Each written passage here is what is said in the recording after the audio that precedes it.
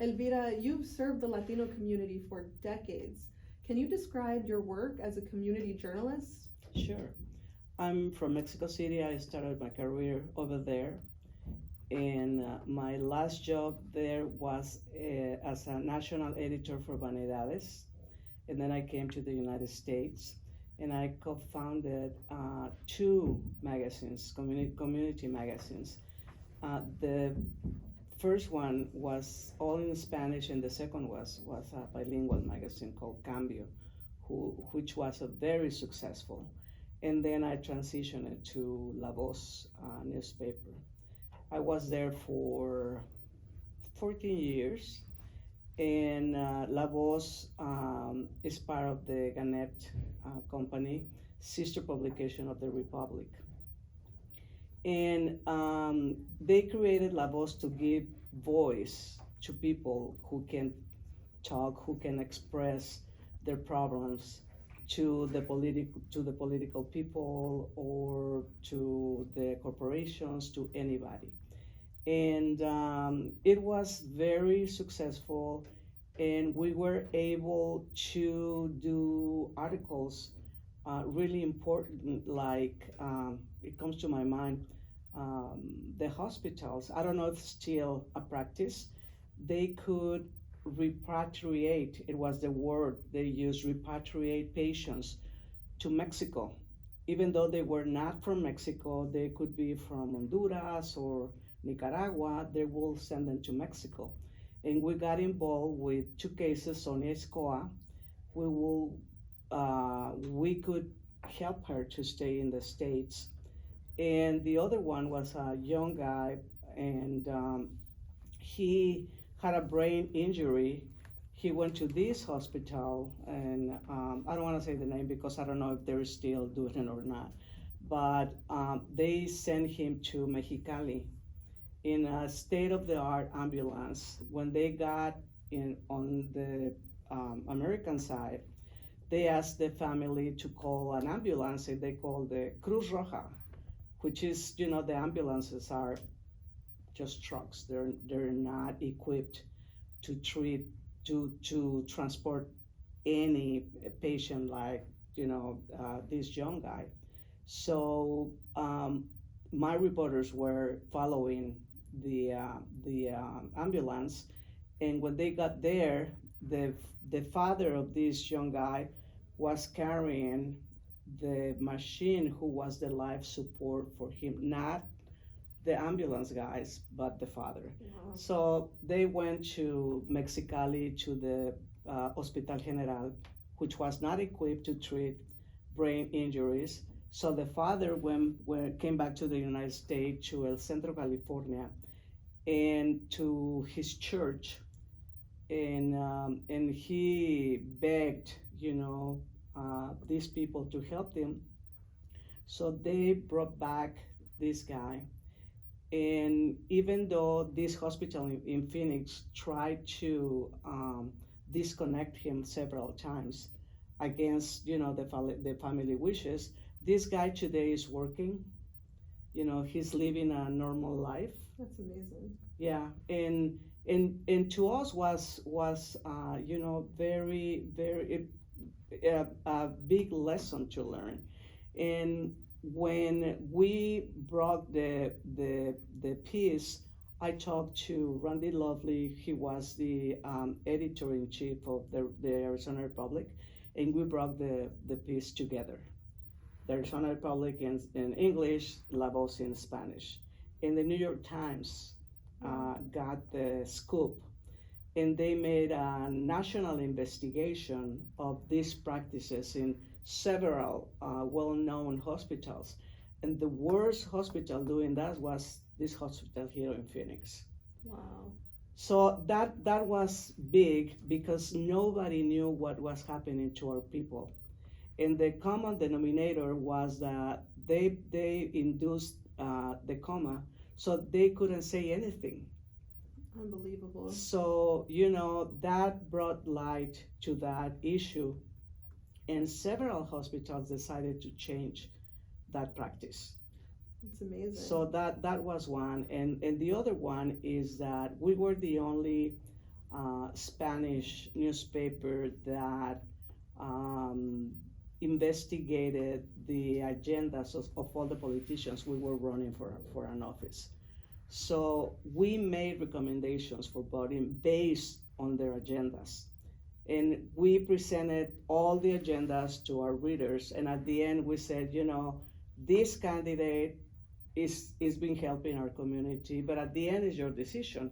And you could see voters with the paper going, to vote. So the paper had a really, really good relationship with our community. Such a positive impact on the community, Yes. such a necessity. Yes. As journalists, journalists are supposed to be watchdogs of the public. Yes. They're supposed to be the backbone of a democracy, right? To Yes. hold those, lawmakers or any kind of, professional accountable for what Yes. they're doing and the way they're serving the company Definitely. or the community as well. Can you just kind of describe, the importance, like what did that feel like when you guys were able to report for the community on that level? Because obviously the best people to tell a community stories are people from those communities. So can you describe, why it's so important to have someone like yourself or someone from the Latina community reporting on Latino and Latina issues? Sure. The slogan of La Voz was, we have our own story to tell. We live in our community. We know what is happening. Political parties will use whatever they want to use from us just in order to win. And reporters that don't know our community, I'm not gonna say they need to be Latinos, but most of us should be part of those stories. There are non-Latino journalists that love our culture, but most of them don't even understand. So when they're reporting about an issue dealing with the Latino community, they don't know, who we are and why we're doing what we do in order to advance our agendas. I mean, there's nothing there. They are not helping us. They're helping either the Democrats or the Republicans or whoever interest they're representing. So it's very important that us Latinos should be talking about our problems, our culture. It's essential. It is essential. It really is. So now you've kind of transitioned away from doing that kind of investigative work, doing that deep, reporting, and now you're working with Raza Development Fund. You're the Chief Communications Officer. Can you describe what your work is like now? Sure. Chief Communication Officer, it's more public relation and marketing, but it's also some journalism. We are in charge of the website. We develop the website. We are very, we work a lot with our social media platform. So the journalistic side of me, it's working on that side. And it's, we do from business cards to documentaries.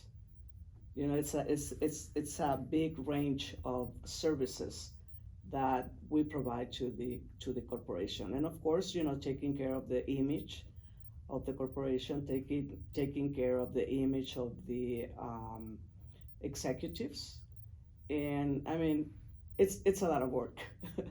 Yeah, absolutely. So being a part of HWC all these years, you've been able to meet a lot of people, especially the younger generation, and taking on that mentorship role. Can you kind of describe what it's like to prepare the next generation and why it's so important?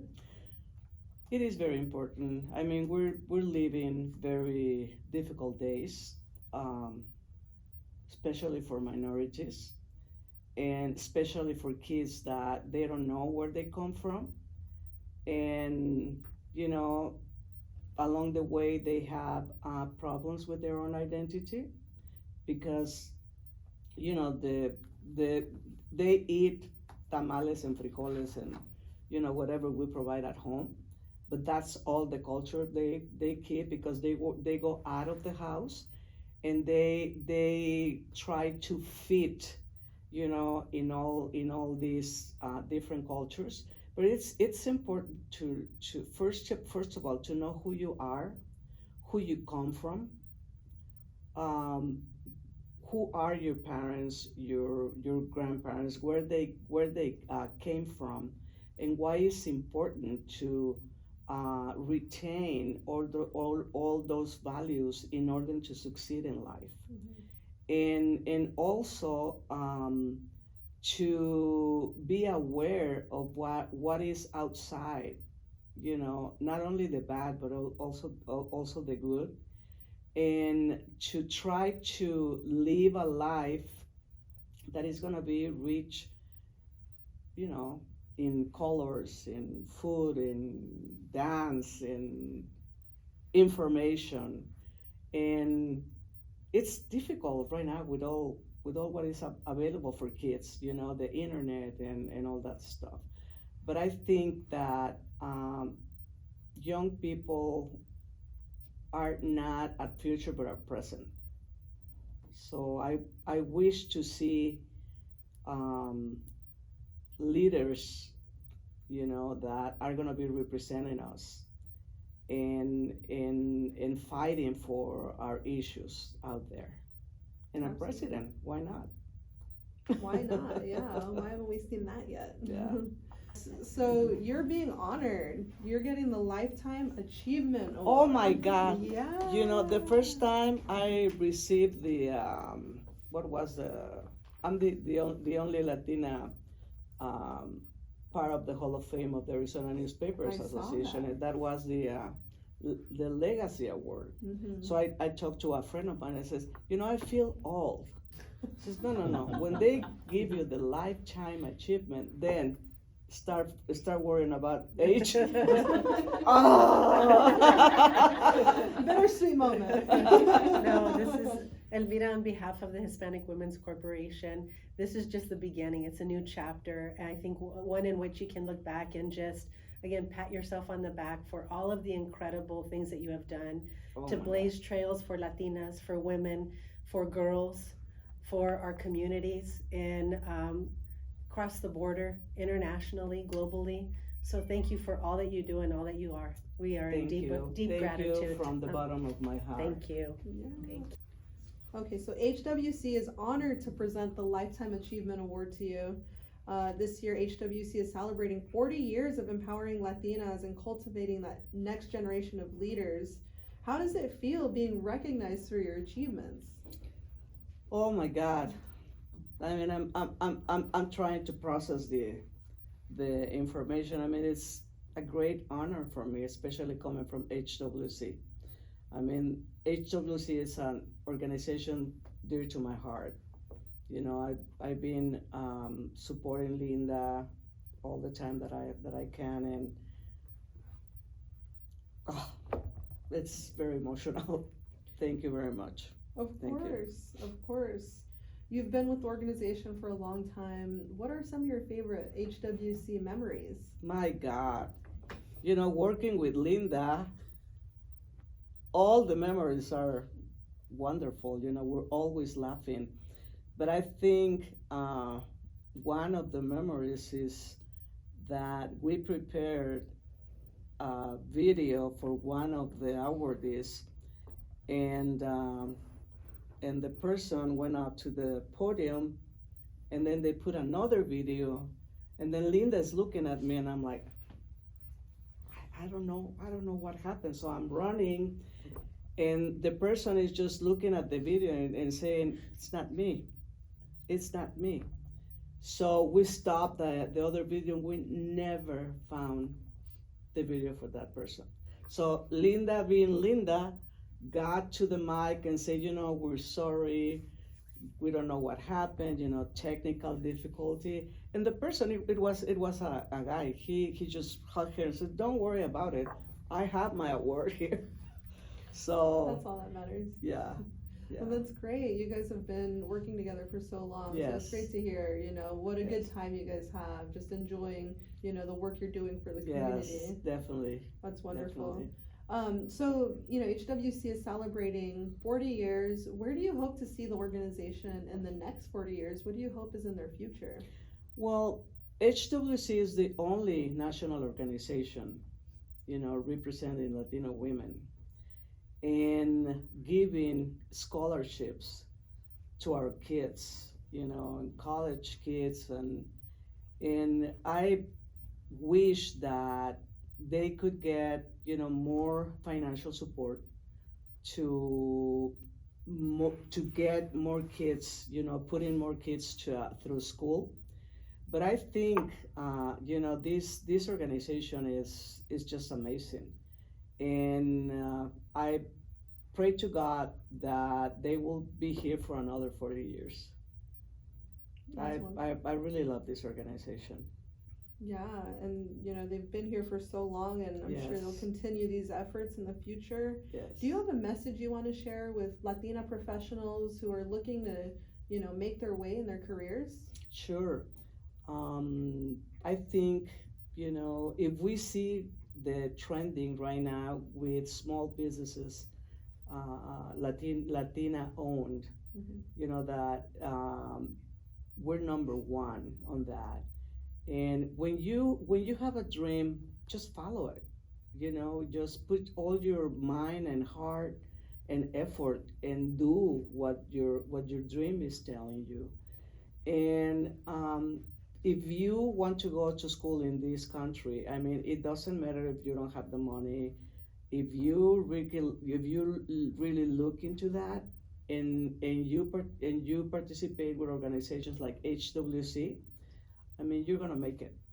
You're gonna make it.